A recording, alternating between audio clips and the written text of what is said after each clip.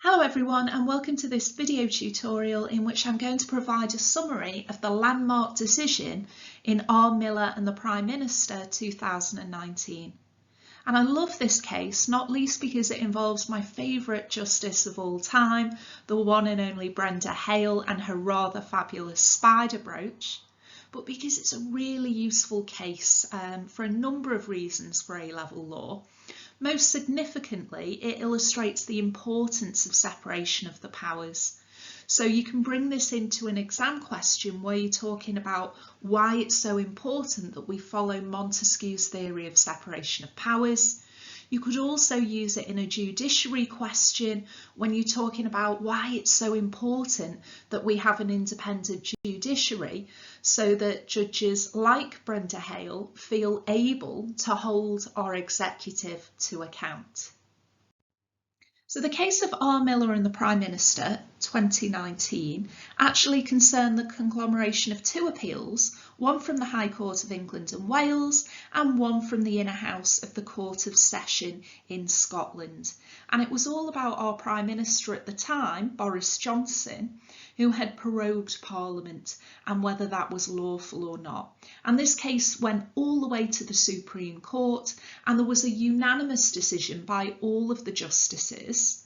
But Brenda Hale gave the leading judgment in the case, and the fact that she was wearing a spider brooch during the decision was speculated about a lot in the press afterwards. And actually, Brenda Hale did say she regretted wearing that brooch afterwards because there was lots of speculation about whether this was some sort of secret message to Boris Johnson, along the lines of, oh, the tangled webs we weave when we practice to deceive. And I quite like that idea. I actually hope that that's what she was secretly doing.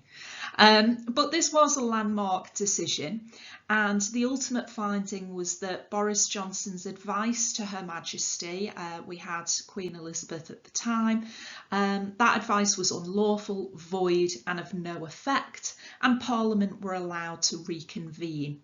And the judgment reaffirmed parliamentary sovereignty. So again, a really nice case to put into a question if you're talking about the importance of parliamentary sovereignty. But let's have a little look at the judgment on the next slide. So on this slide here, I've got some of the key points taken from the decision. I would recommend that you go onto the Supreme Court's website and actually download the decision. You can get a PDF there of a summary of the decision, and you can read the decision in full as well. I've taken a little screenshot here of the summary of the decision, and you can see the Supreme Court logo at the top. But this is a really interesting case to read, so it's a nice one to take a look at. And there were three issues really for the Supreme Court to decide.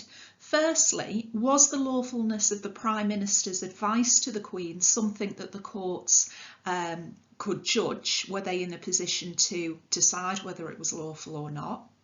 Secondly, what are the limits to the power to advise the Queen to prorogue Parliament? And thirdly, did the prorogation have the effect of frustrating or preventing the ability of Parliament to carry out its constitutional functions without reasonable justification? And I've just summarised sort of the key findings from the decision.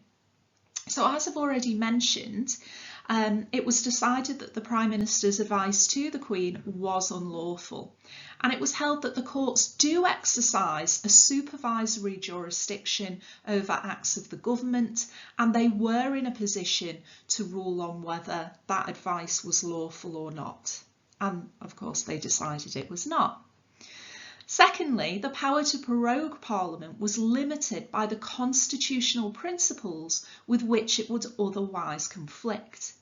And it was found that the Prime Minister was frustrating Parliament from carrying out its constitutional functions as the legislature, so it was preventing them from making law, but also as the body being responsible for supervising the executive. So he was also frustrating the power to keep a check on him as head of the executive. And they also found that this was not a normal prorogation, and there was no justification for proroguing Parliament during this time of constitutional change, because when this occurred, it was the 31st of October, exiting the EU, and actually there was no justification provided at all for why that had occurred. So it was unlawful and Parliament was not prorogued. So on the next slide, I want to try and summarise in a diagram form why this decision is so important and how you can bring it into your exams. So I've got a little summary diagram here. This triangle is supposed to be showing the separation of powers. And if you need a refresher on that, I do have a separate video tutorial which looks at the theory of the separation of powers. But in summary, it's a fundamental constitutional principle that the three arms of state should be separate. So we should have the judiciary, the executive, which is the government, and the legislature, Parliament, and all three should be separate. And the reason for the separation is we want them to be able to act as a check on each other, and also we want to make sure that no one body or no one person has too much power and can abuse that power. And this is an interesting case because ultimately the decision was saying that our head of the executive, Boris Johnson at the time, was conflicting with the sovereignty of Parliament. He was frustrating the Parliament from making law, from making and debating laws, but he was also frustrating them from keeping a check on him, because by proroguing them, they weren't able to be in Parliament, they weren't able to debate and talk about what he was doing. And you can see that by doing that, he was essentially having too much power. So what was really nice about this case is that when Miller brought an action against him saying he was acting unlawfully, and it went all the way to the Supreme Court, the judiciary did what they were supposed to do. And they made a check, they took a check on the executive, and they decided that what he did was unlawful, and it conflicted with separation of powers, it conflicted with sovereignty of Parliament.